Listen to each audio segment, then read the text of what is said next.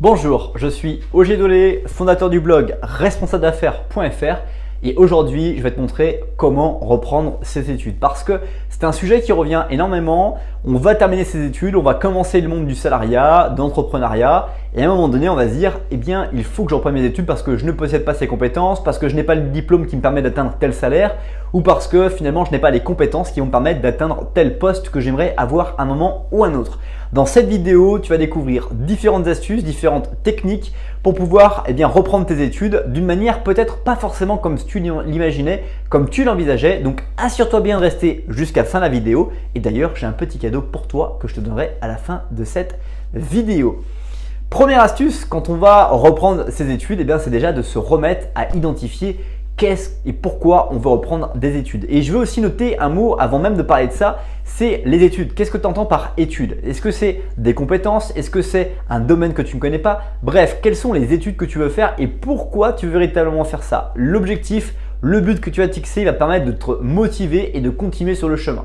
Et ensuite, c'est là que ça devient intéressant. Première technique, c'est les livres. Quels livres peuvent m'apporter aujourd'hui les résultats que j'aimerais avoir pour atteindre les compétences, le niveau de technicité, le niveau tactique que j'aimerais avoir et que j'ai estimé que je peux avoir aujourd'hui. Les livres qui sont en développement personnel, en livres de non-fiction sont absolument énormes. Il y en a beaucoup et très souvent je suis surpris de voir que peu d'entrepreneurs, peu de personnes salariées qui veulent progresser, évoluer, se tournent vers les livres. En général, ce qu'ils font, la première chose, c'est d'aller vers les formations, taper le mot-clé de la formation ou le mot-clé de la compétence qu'ils veulent apprendre et ils se mettent directement à chercher une formation, à s'inscrire à une formation, à payer un prix fort alors que peut-être parfois uniquement avec un livre, apprendre des compétences et faire une VAE, c'est-à-dire une validation des acquis entreprises, ça permet finalement de faire le taf et de permettre d'atteindre le salaire, le poste ou une progression personnelle qu'on désirait pouvoir obtenir. Donc des fois ça ne sert absolument à rien de se lancer dans un cursus scolaire, un cursus d'école pour finalement dans une formation tout simplement pour pouvoir atteindre des compétences ou juste un diplôme alors que les livres pourraient te permettre déjà d'apprendre à faire de nouvelles choses. Par exemple pour moi qui suis autodidacte au niveau d'informatique,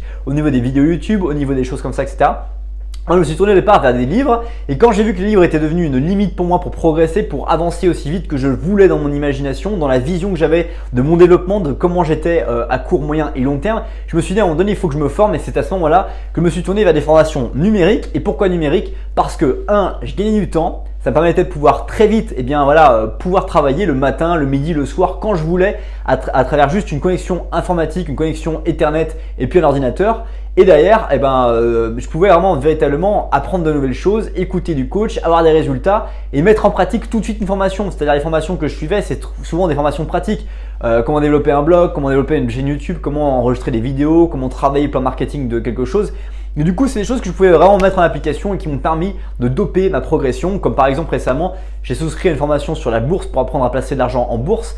Et du coup, c'est très simple. On télécharge les outils, on apprend comment utiliser les outils, on apprend comment identifier une action, s'il faut l'acheter, il ne faut pas l'acheter. Bref, on apprend plein de choses et du coup, très vite, depuis chez moi, ces formations-là sont vraiment très simples. D'ailleurs, je te mets plein de formations dans les liens de cette description que tu peux découvrir dans lesquelles j'affectionne particulièrement les façons d'apprendre toutes ces formations.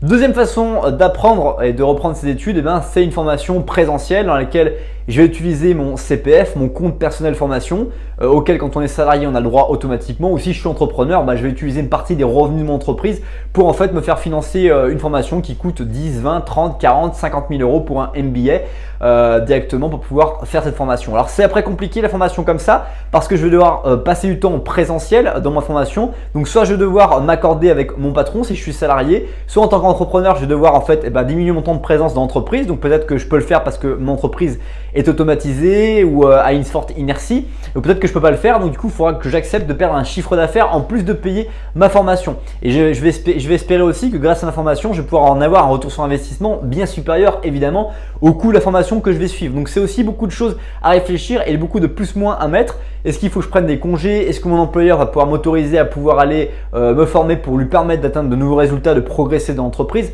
Bref, autant de questions qui sont véritablement importantes à élucider, à comprendre et à se poser pour pouvoir avancer. Enfin, troisième façon de reprendre ses études, comme je t'en ai parlé, c'est les formations en ligne. Pour moi, c'est aujourd'hui la meilleure type de formation qu'il faut sélectionner.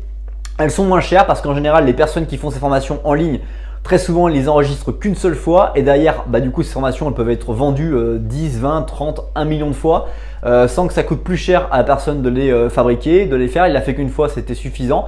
Et du coup, après, avec les formations, au niveau de son degré de mise à jour, son degré d'actualité, je vais pouvoir en fait suivre une formation qui est très peu chère par rapport à ce que je pourrais acheter en présentiel, où le gars va venir, va avoir besoin de matériel logistique, a besoin d'une salle, d'une pièce qu'il faut louer, etc.